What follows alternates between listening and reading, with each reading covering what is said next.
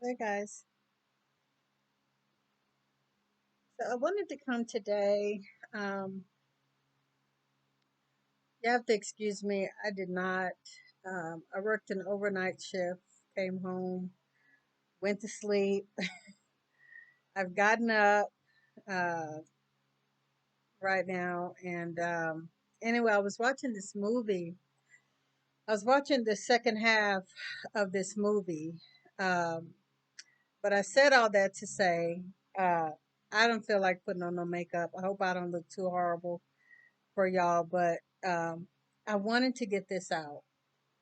Um, so I was watching this movie, and the movie was called. It's on Amazon Prime, and it was about these two black girls who grew up in the UK, um, named the Silent Twins. Now, I'm gonna put my disclaimer up right now because the video is really not about the movie. It's about it's about kind of the ending of the movie in a way, but I want to give a little lesson that had actually been on my mind a while ago, and I didn't have a way to say it. So, because of this movie, I'm going to go ahead and say it. I'm going to try to keep it quick. So, in this particular movie, there's these two black girls. Parents are from, I think the dad is from Barbados or something. The mom might be too. Anyway, these are twin girls who, um, this also, like I say, this is a disclaimer. If you have not seen the movies, I'm about to spill it. So go watch the movie first. Um, these two girls, first of all, were put in a situation, in my opinion, where they were um, two black girls going to like all white schools and all that kind of stuff. Nobody else black around. That in itself, right there, has been and is very, very traumatic for a black person, male or female. Um, Second of all, the movie talked about how they had. Now, this is also the second part of the movie. I saw the first part, and I just saw the second part that has come out. So it may be more details than was in the first one. So, like I say, disclaimer: if you haven't seen the movie, go watch it because I'm giving the movie. They were born with speech impediments,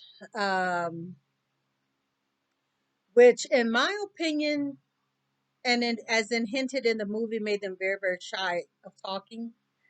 The connection of them being twins and sisters was like, in my opinion, like they had each other to lean on. They had each other for strength.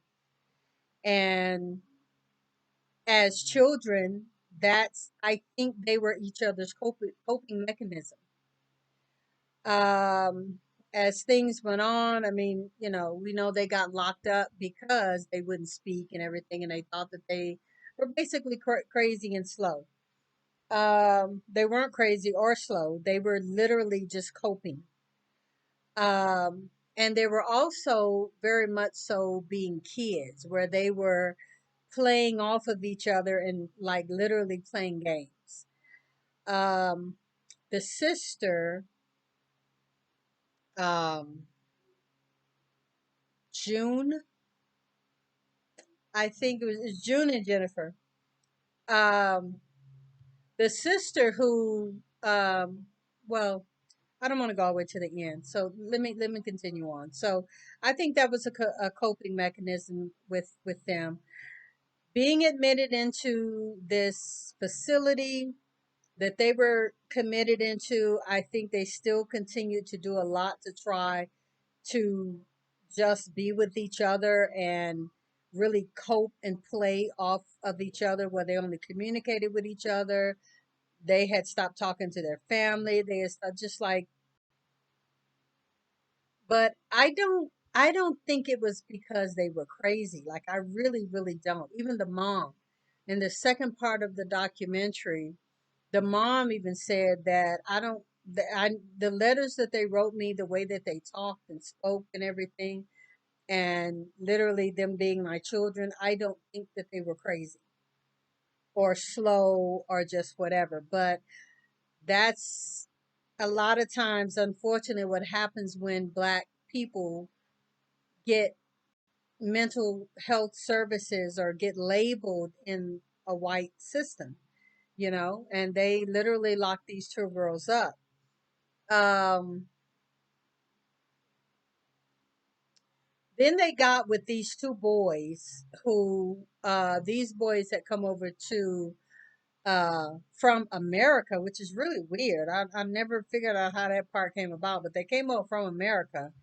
And in the actual movie, the first part of the movie showed them as it showed it as two white boys. So that was kind of weird because in the second part of the movie, where they showed a lot of actual documentation, actual pictures, actual filming of the girls like back then. And the two boys in the picture, the one boy in the picture, because I think they were twins as well, was black. So I don't know the discrepancy with that, but these two boys had committed arson. And these two boys had, you know, been locked up or whatever. They didn't tell too much about them, but the girls ultimately, as they became teenagers, these boys kind of became like an outlet for them. They start feeling like girls. They were wearing makeup, and even in this place, they're wearing makeup. They became close to the boys. The boys and them, they had their first sexual experience or whatever. They were smoking. They were drinking. They were literally getting up, going out, sneaking out. Now, how all this was happening in a, I guess, locked facility, I don't know. Or maybe it wasn't locked. Maybe it was a very low level type security facility.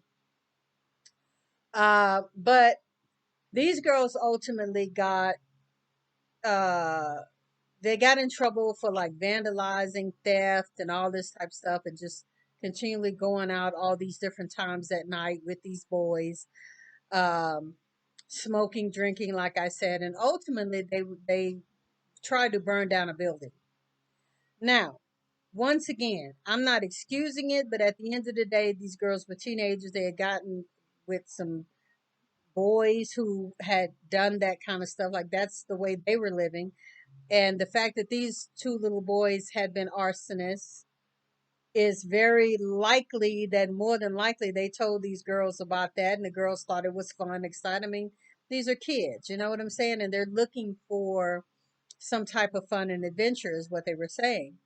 And so I don't really believe that they fully, of course, understood the ramifications of their actions and what was going to transpire with that. Like, I really think they were just, and the fact that they could have been under the influence when they even committed that act, in my opinion, should have been considered. But like I say, you got some black kids in this all pretty much white town, hospital, all this kind of stuff. Yeah, they're gonna label them like very negatively. And that's what I think happened. I don't think that and so anyway, they got um they got labeled as criminally insane. Like they took them to this place for the criminally insane, which is insane to me. Anyway, stay there for 11 years. The girl, I think it was the sister, the other twin, one of the twin sisters, uh, ultimately died. She passed away. But these girls had made a pact. They really thought that they would be and do better separate. They tried to separate them, it didn't work. They brought them back together again. The girls, they said, did a lot of fighting, did a lot of arguing.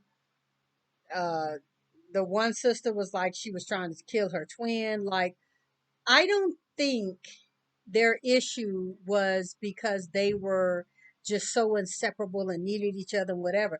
I really think that they needed to live separate lives. Like, say, for example, if they were home, they could have been doing, one could have been in ballet, one could have been in cheerleading, one could have been in whatever hobby she likes, the other one could have been doing something. I mean, like, just because they're twins doesn't mean that they had to live this type of life, even though they had kind of sketched out that life for themselves.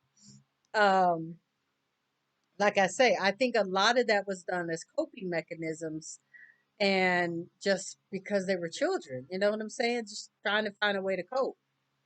Um, but they talked about that, the movie called them inseparable and all that kind of stuff. And like I say, I think that was a child like coping mechanism type thing. But as they begin to get teenagers, they talked about how they had stopped getting along and they just want to do this, and they think about their life and what I'm going to be doing in this many years and this and that, and we don't need to be together and all this kind of stuff. They both made that, um, they both came to that conclusion, but I don't think it was a thing where they didn't want to be together as sisters. I just think it was a thing of them literally needing, as individuals, even though they were twins, to do different things and live separate lives.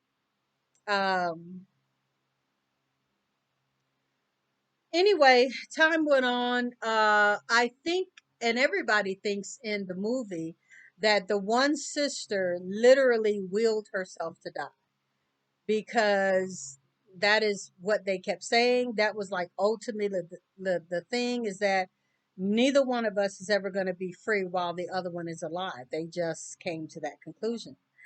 Um, and later on, the girl acquired a disease that ultimately took her life at 29 years old.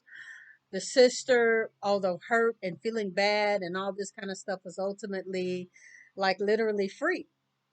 And the doctors and everything were talking about in the documentary how amazingly well that sister coped with her sister's death. Although she was very hurt, she was still crying, she was still grieving and all that kind of stuff.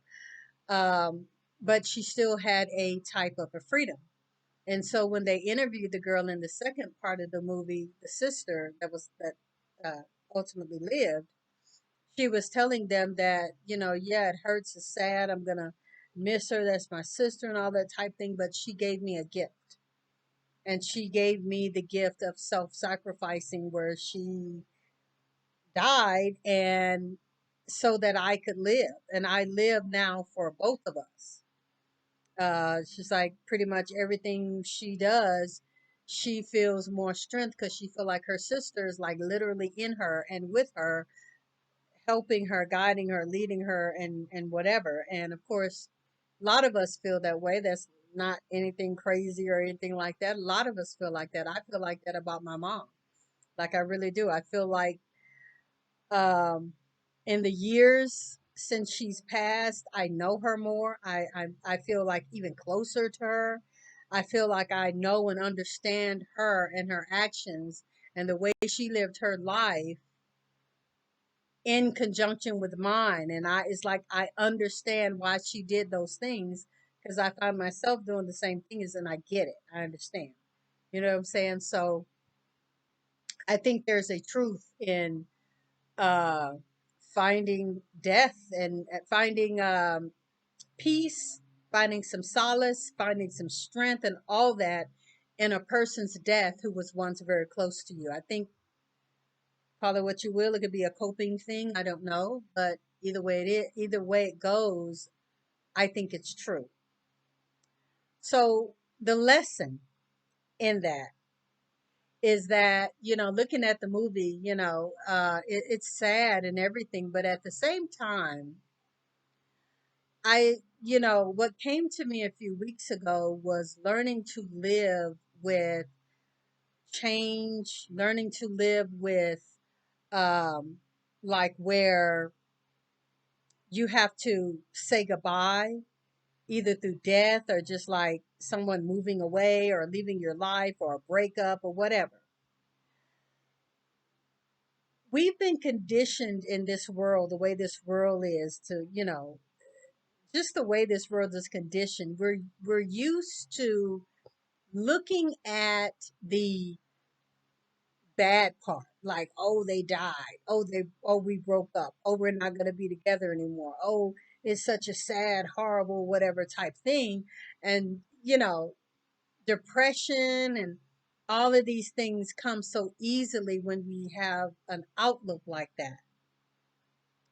But you know I was thinking to myself, why is it that we don't, instead of focusing on the bad, the negative, the hurt, the pain, the grief, the all that, why isn't it that we don't focus on, this is a new chapter now, this is a new journey, this is a new beginning, even though it's not going to be that way anymore. It's done, that part is over, you can't get it back or whatever.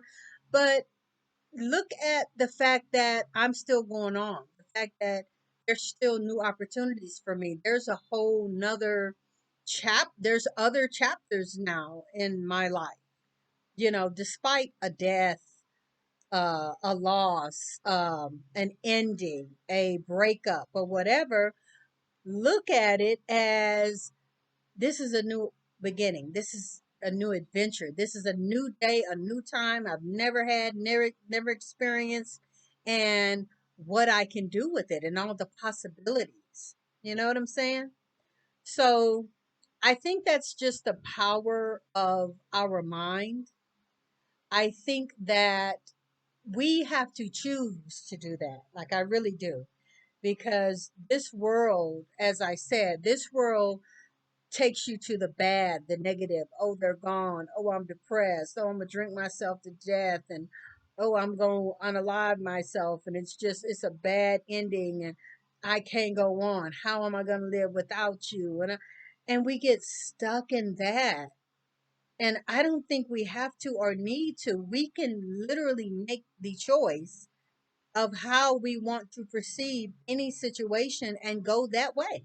Like, we literally don't understand, I don't think, how much power we have over our life and over our choices and our decisions. We literally create our own reality by deciding how to live, deciding what avenue we're going to take, what we're going to do about it. You know what I'm saying? And we can stay stuck and in a rut and hurt and pain and drink and don't want to live and don't want to go on, or we can look at it as, this is a new chapter. The sun is going to shine again.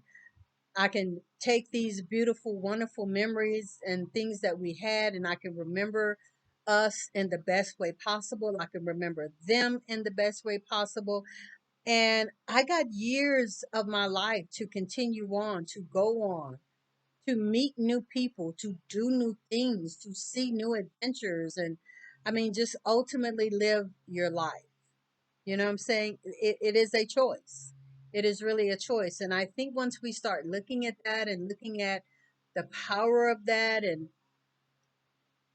learning to, even if we got to start making baby steps to get to that point, we need to get to that point, because the other way is sadness, lack, depression, loss, struggle. That's not good. You know what I'm saying? We got to choose life. We got to choose to continue on. We got to choose to live another day. We got to choose. And matter of fact, this is a great closing. That is actually what the sister that was alive said. She said, "I live one day for me. I live on another day for me, and then I have to live another day for my sister." So that's 2 extra days, that when things get bad, when things look low and everything, I'm going to live this next day for myself. But then I still got to, I've made a pact, made a bond with my sister to still go on and live another day for her. And we may not have a twin, we may not have a twin sister or something like that, but we can still have people who we love and who are close to us. And we have to learn how to make that choice on which way we're going to go. And when we make that choice to keep on and live another day and live another day for them, and just live another day, because at the end of the day, life is short. It is very, very short, and it's not promised to us. So we got to make the best of it. Like, why cut our life short? Like, why live in depression? Why feel like we can't go on or whatever? There's so many coping mechanisms. We can talk to people. The girls wrote, and I really think that that was another way of regaining their sanity. They talked, they communicated all the time because they wrote, so they had diaries. Then they started, I think as teenagers, they started writing books and stuff like that. So, and then I think when they were really young, um, they talked about how they had all these dolls, and they would, like, just literally all day, I guess, outside of school, play with dolls and give the dolls a life and give the dolls personalities and things like that. So they were still communicating. You know what I'm saying? I think they wanted to communicate, um, just circumstances. But anyway, yeah. Hope you guys got something out of this. I'm not gonna just keep going on. Let me know in the comments what you think, a little bit about the movie, a little bit about the inspiration of how to look at it and go on another day and look at, the fact that it's not all bad, it's not all down and dreary. You can choose how you want to live and continue on with your life. You guys, thank you for listening. Thank you for watching. Please hit the like button. Please hit the subscribe button. Hit on notifications so that you'll know when I upload new videos. Thank you for listening. Thank you for watching. Until the next video. I'll see you next time.